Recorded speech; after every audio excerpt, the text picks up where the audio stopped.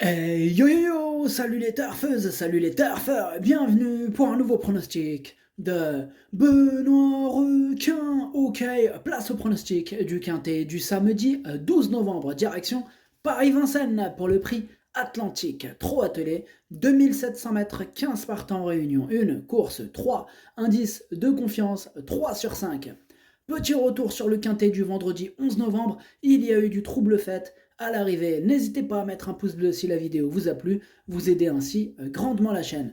Ok, c'est parti, on commence ce pronostic et on commence avec le numéro 1, Guinness d'Airfray, et on écoute l'entraîneur David Thomas. Guinness d'Airfray a eu le droit à un break cet été. Après 2 courses de remise en jambe, elle vient de tracer une belle ligne droite alors qu'elle affrontait les mâles.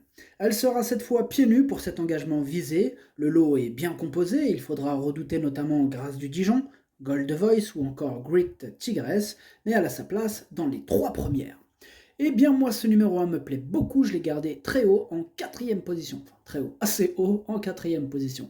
Adlas Darcho Rabat. On passe au numéro 2, Gold Voice, et on écoute Franck Nivard. Gold Voice n'a pas déçu depuis son retour à la compétition le mois dernier. Lors de sa plus récente sortie, elle n'a été devancée que par Gai Printemps.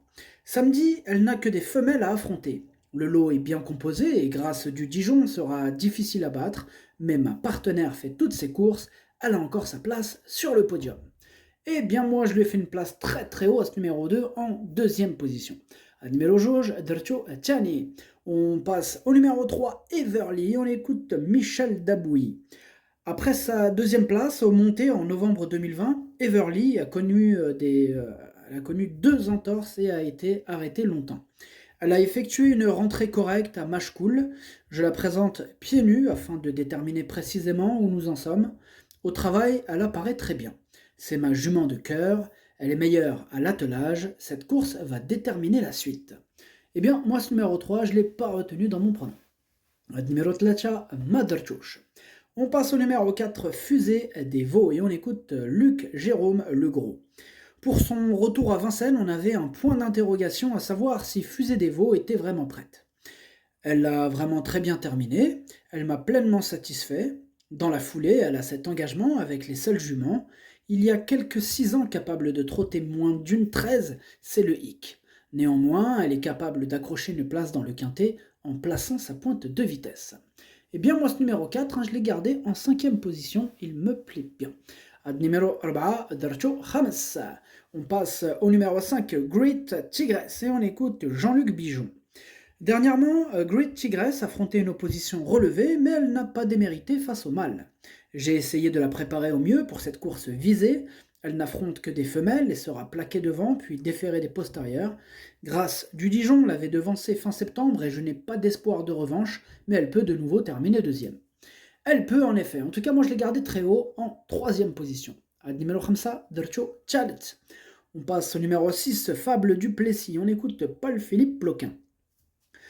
Fable Duplessis nous a rassurés dernièrement. J'ai pu la driver de façon offensive aux avant-postes et elle s'est très bien comportée jusqu'au bout.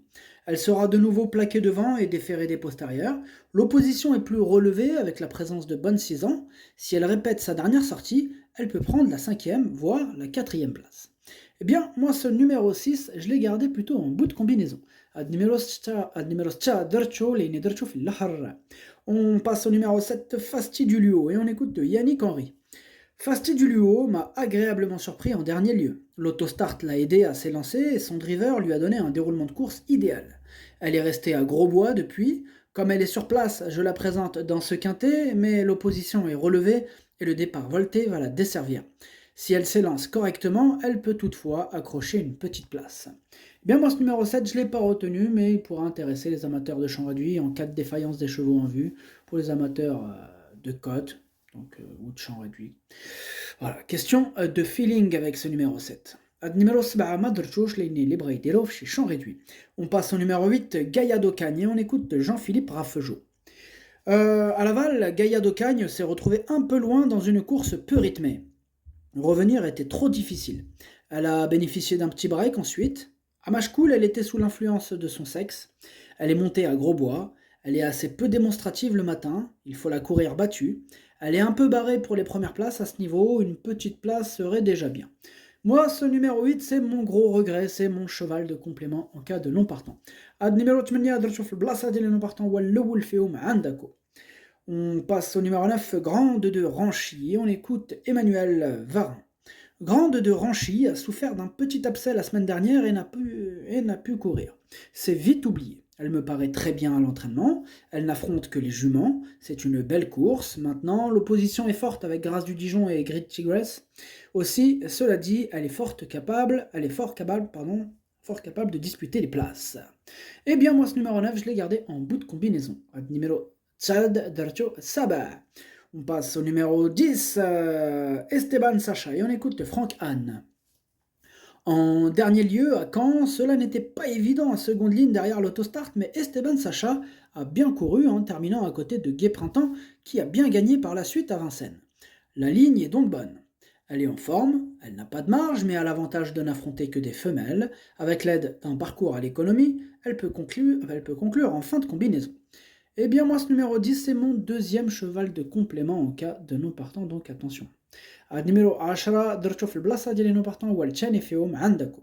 On passe au numéro 11, Grâce du Dijon, et on écoute Charles Dreux. Dernièrement, Grâce du Dijon a gagné, mais ce n'était pas sa meilleure performance.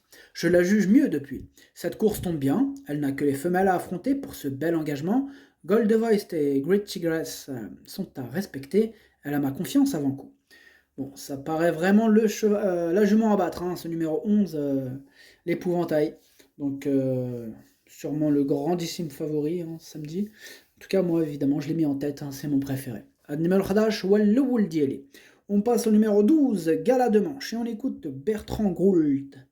Gala de Manche a fait 2 courses de rentrée correctes. Là, elle retourne à Paris. C'est une grosse jument qui a un peu de mal à se remettre en route. Là, elle a travaillé un peu plus fort et retrouve une configuration de ferrure très allégée. C'est un bon engagement, on va voir si elle a toujours envie de se battre. Cela va aussi dépendre du parcours, car elle n'a pas forcément une grosse marge. Eh bien moi ce numéro 12, je ne l'ai pas retenu dans mon pronostic, mais pour les amateurs de champ réduit, en cas de défaillance, les amateurs de cote, pourquoi pas. Question de feeling. Admiral Nash Madrjosh, les bras chez champ réduit. On passe au numéro 13, Lucernaise, et on écoute Michael Charuel. Il faut totalement effacer sa prestation à Gragne le mois dernier. Fait Lucernaise a fait un coup de sang pendant la course. On a fait le nécessaire depuis, elle apparaît bien à l'entraînement. C'est une course que j'ai vue depuis un petit moment. Il y a tout de même des 6 ans de qualité, cela ne s'annonce pas facile. J'ai besoin de la revoir en course, elle peut viser une petite place.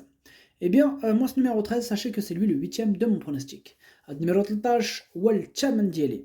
On passe au numéro 14, Dolce Deban, et on écoute Nicolas Jolno.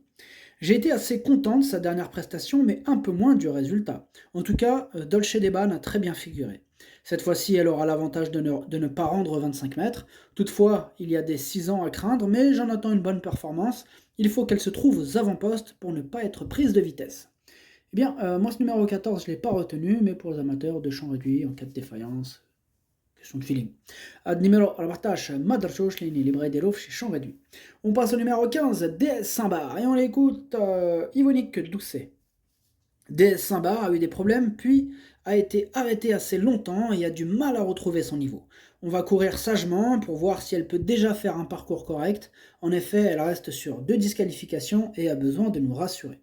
Ouais, elle a besoin de nous rassurer. Ce numéro 15, moi je ne l'ai pas retenu. Numéro 15, Madrchoch, le pronostic, ça donne 11, 2, 5, As, 4, 6, 9. Merci d'avoir suivi cette vidéo. N'hésitez pas à mettre un pouce bleu si la vidéo vous a plu. En plus, ça aide beaucoup la chaîne. Pour accéder à tous mes tickets pour la course du Quintet, rendez-vous directement en description de la vidéo. À jouer avec modération. Bonne chance. Chopez-le-moi. Ciao.